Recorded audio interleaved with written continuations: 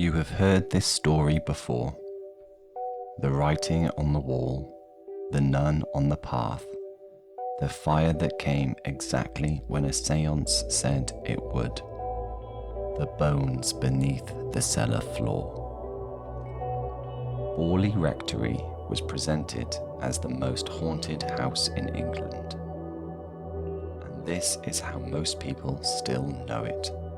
A Victorian rectory on the Essex-Suffolk border, full of documented strangeness, burned to the ground in 1939.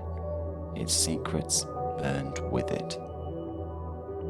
But between 1948 and 1956, 3 investigators from the Society for Psychical Research spent 8 years taking the Borley case apart. What they found was not what Harry Price had promised. This is not the story of what happened at Borley.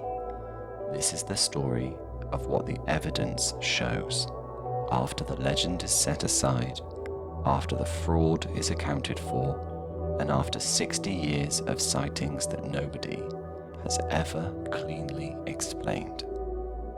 Welcome to Unquiet Britain. Start with what is not in dispute. Borley Rectory was built in 1862 by the Reverend Harry Dawson Ellis Bull, a large, ugly Gothic building on Hall Road, opposite the Norman church, where the Waldegrave family are buried in a stone tomb that is still there. Bull had 14 children. He needed the space. Almost immediately, something began to be seen in the garden. A young woman in a dark habit, walking a path along the south side of the grounds, head down, silent. She was reported by family members, by guests, by a former headmaster of Colchester Royal Grammar School who saw her in the 1880s. Harry Bull, Henry's son, who held the rectory until his death in 1927, claimed to see her on several occasions. He had a summer house built at one end of the path so he could watch. These were independent witnesses across 4 decades. None of them had any obvious motive to invent her. Now, the name. Marie Lair, 19 years old, brought from a convent at Le Havre, apparently strangled by Charles Waldegrave on May 17, 1667, buried in the grounds of the rectory. These details did not come from any archive, no parish record, no court record, no death register.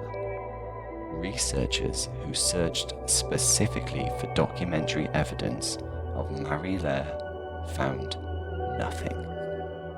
The name, the age, the murderer, the date, all of it came from a séance held in October 1937, at which the daughter of Harry Price's leading investigator made contact via automatic writing with a spirit that identified itself as Marie Lair and supplied these particular facts. There is something else. An earlier version of the legend described a monk and a nun eloping from nearby religious houses. The monk hanged. The nun was walled up alive. This version depended on a monastery having existed near Borley. It did not. There was never a monastery at Borley. That version of the legend was quietly discarded. What remains is a figure seen walking a garden path for 60 years. Independent witnesses, consistent descriptions, consistent location, to whom a name and a story were later attached in a darkened room during the most sensationalized haunting investigation in English history. The figure on the path was seen. Whether she was Marie-Laire is a different question entirely. On October the 16th, 1930, the Reverend Lionel Algernon Foister moved into Borley Rectory with his wife Marianne and their adopted daughter Adelaide. Lionel was 52. He was a first cousin of the Bulls, which is presumably why he was offered the living. Devoutly religious, in poor health, and apparently willing to record strange events in a diary without pressing too hard on their cause. By the time the Foisters left in 1935, his diary documented hundreds of incidents. Marianne was 31. She would later be accused of adultery, bigamy, and fraud. The question Borley forces about her is whether those accusations explain everything that happened in that house, or almost nothing. The wall writings were the defining feature of the Foister period. Penciled messages on the walls, the window ledges, the bare plaster, cramped, desperate, always addressed to the same person. Marianne, please help get light mass prayers. Marianne, I cannot get out. I still cannot understand. Tell me more. When the Society for Psychical Research later examined these messages, they commissioned a professional graphologist. His findings were precise. The writings were, with one exception, in Marianne Foister's own hand. A further detail emerged. The wall writings began in earnest in early 1931, almost exactly when Marianne had begun an affair with a lodger named Frank Peerless. She later acknowledged using claims of supernatural activity to conceal the relationship, to explain noises, to account for disturbances her husband might otherwise have questioned. In 1947, she admitted to faking some of the incidents. She did not say which ones. This is where the Borley case becomes genuinely difficult to close, because the activity at Borley had been reported since the 1880s, decades before Marianne Foister was born. The nun on the path, the spectral coach with headless horses tearing through the garden and disappearing through the wall, the bells ringing without cause. These were attested by witnesses who had never heard of Marianne Foister and had no connection to her whatsoever. She did not invent Borley. She moved into a house that was already doing something, and she added to it, for reasons that were partly self-protection and partly something harder to name. The verdict on the Foister period was that Marianne had been actively engaged in fraudulently creating phenomena. What their report could not account for was why disturbances continued during periods when she was absent, or why independent visitors with no knowledge of the fraud accusations reported experiences consistent with what had been documented since the 1880s. Marianne Foister died in the United States in 1992.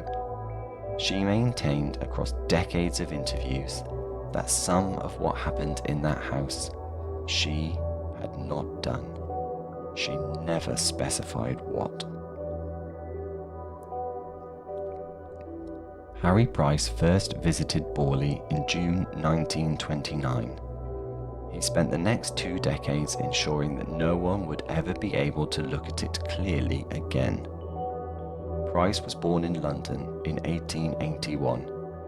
He had educated himself, joined the Magic Circle, married a wealthy heiress, and built a career as Britain's most celebrated psychical researcher. He had exposed fraudulent mediums. He understood, technically and precisely, how supernatural phenomena could be manufactured. He also understood that a well-managed haunting was worth considerably more than a debunked one. In 1937, Price leased the empty rectory for a year. 48 unpaid investigators, rooms sealed, thermometers in every corridor, movable objects ringed with chalk. 11 months after the famous séance, where the spirits claimed that the house would burn, the new owner, Captain Gregson, was unpacking books when a paraffin lamp toppled without explanation, and the rectory burned. A coincidence, or a case of poor timing? Price published The Most Haunted House in England in 1940, and it became a bestseller. In 1943, he excavated the cellar ruins, where he found bones, a jawbone, fragments of a skull. He declared them the remains of Marie Lair. On May 29, 1945, they were given a Christian burial at a service conducted by a local clergyman, where Price attended. He died on March 29, 1948. What Price did not live to read was the Society for Psychical Research's formal report on Borley, published on January 26, 1956. The authors, Eric Dingwall, Kathleen Goldney, and Trevor Hall, had spent 8 years examining his evidence. Their conclusion was careful and devastating. Price had, in their phrase, salted the mine. Phenomena increased during his visits and ceased when he left. Witnesses had been coached. Evidence had been shaped. Some of the bones from the cellar were subsequently identified as belonging to a pig. Their final verdict: when analysed, the evidence for haunting and poltergeist activity for each and every period appears to diminish in force and finally to vanish away. Price was not alive to respond. The rectory was already rubble. The bones were already buried. And the report, precise, methodical, 8 years in the making, could not explain the headmaster who saw the nun in the 1880s, or the nursemaid who left in 1886 because of footsteps, or Harry Bull watching from his summer house at the end of the Nun's Walk, year after year, when he died in 1927. Price did not invent Borley. He found something, or found the echo of something, and he made it permanently unreadable. He laid so much performance over whatever was actually there that the thing underneath became impossible to recover. That may have been deliberate. It may simply have been who he was. The rectory is gone. The field is quiet. What the evidence shows, stripped of legend and fraud and showmanship, is this: something was seen on the Nun's Walk for 60 years by independent witnesses who had no reason to coordinate their accounts. A woman lived in that house and wrote on its walls, in her own hand, asking for help, asking for light, asking for mass, and never fully explained why, even when there was nothing left to protect. And a man made the house famous, and in doing so made it permanently unknowable. The bones were given a Christian burial, and some of them were pig bones. Marie-Laire may never have existed. The monastery was never there. The legend was assembled in a darkened room by people who wanted it to be true. But something walked that path, and the walls asked for something. And whatever was underneath the noise, whatever was actually in that house, before the books and the séances and the newspaper headlines, is now beyond recovery. The field is empty. The church still stands. Borley has never stopped asking its question. After 70 years of trying, no one has answered it. This is Unquiet Britain.